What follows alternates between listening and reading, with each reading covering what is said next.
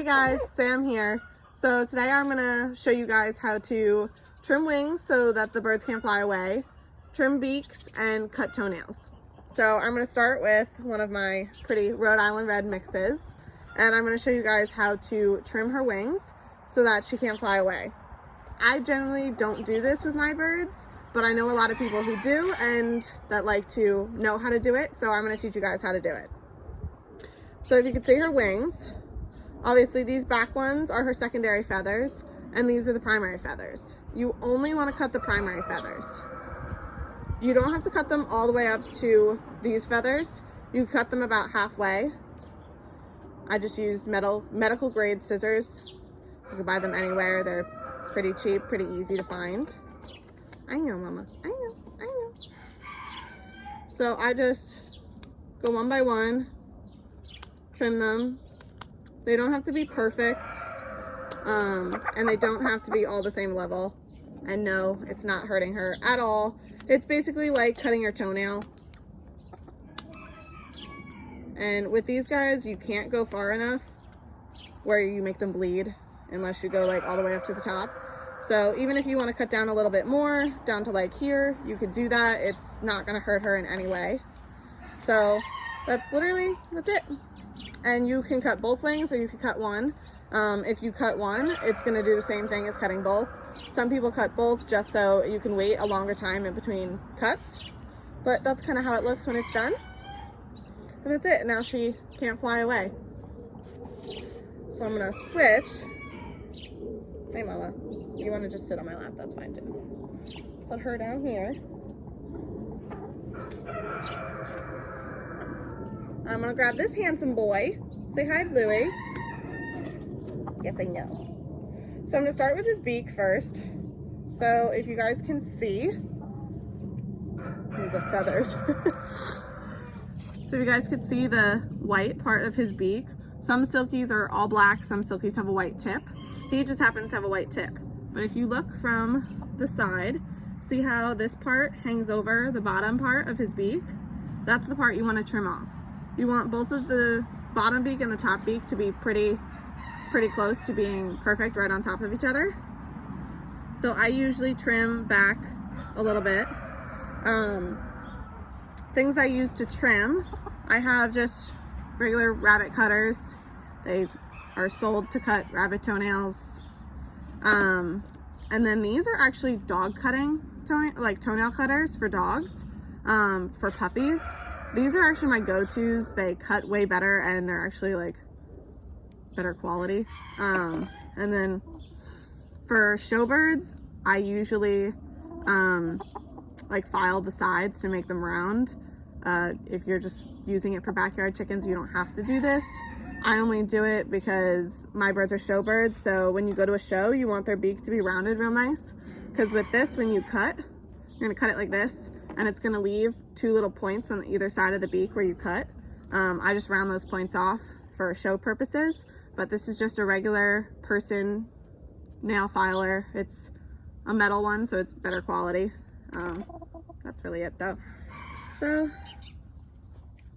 hello. Which way I'm gonna do this? Lefty. Hi. So I usually hold his face like this.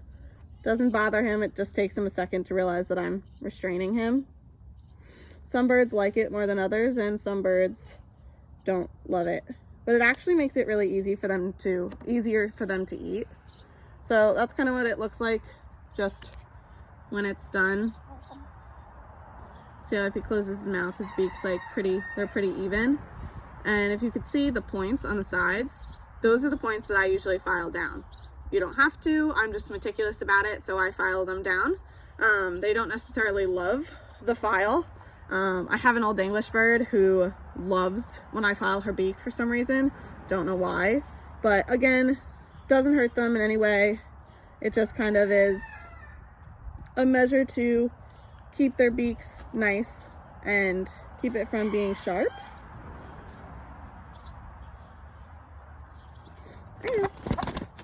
Not his favorite thing in the world.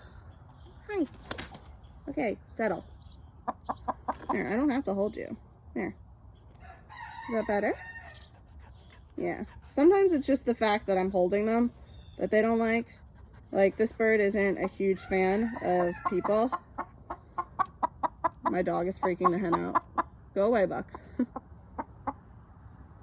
I know.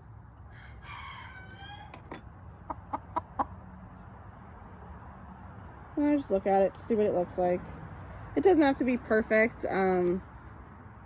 For shows, obviously you want it to be a little bit shorter than just like regular use, but either way, they'll file it down on their own a little bit too.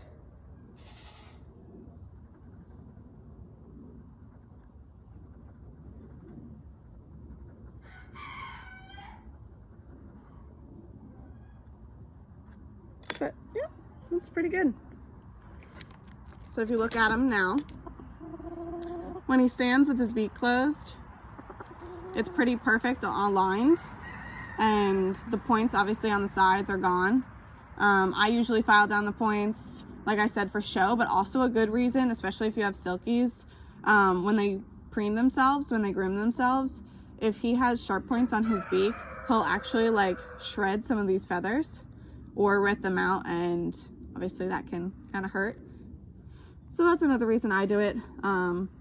With some birds, they hate it a lot, and I just don't waste the time to try to do it. But that's a beak trim. It's a really simple beak trim. He's really easy. His beak was really nice. Now I'm gonna do his feet. His feet are easy. Also, if you make them bleed, don't feel bad. Sometimes you can't tell. So his feet aren't super duper long. Sorry, his feet are dirty. I didn't give him a bath before this. But I usually just take the points off. So I just kind of take the points off when they're not super long. I'll probably end up hitting a vein now when I do this. So obviously chickens have veins in their toenails. And if you hit one of those veins, don't worry, they're gonna bleed a lot, but you're not gonna kill them. It's just kind of like, I don't know how to explain it on a person. It's almost like if you rip your fingernail off, it'll bleed. And it hurts, but obviously it'll stop, and it's not the end of the world. It'll grow back. Chickens are pretty much the same way. They'll give you a little bit of a fuss when you're doing it, but see how I just take a little bit off, and that was a teeny bit short, so just the point kind of comes off. So right here, if you could see, his toenail's a little dirty, but if you could see this little black mark right here, that's actually where his vein is, and his vein goes up to here. So technically I could cut all the way back up to here, but for the purpose of this, I just want to trim it a little bit so it's not super duper long. So that's what I do. You could trim them shorter if they're birds that you don't pick up and see every day. But that's pretty much it for him.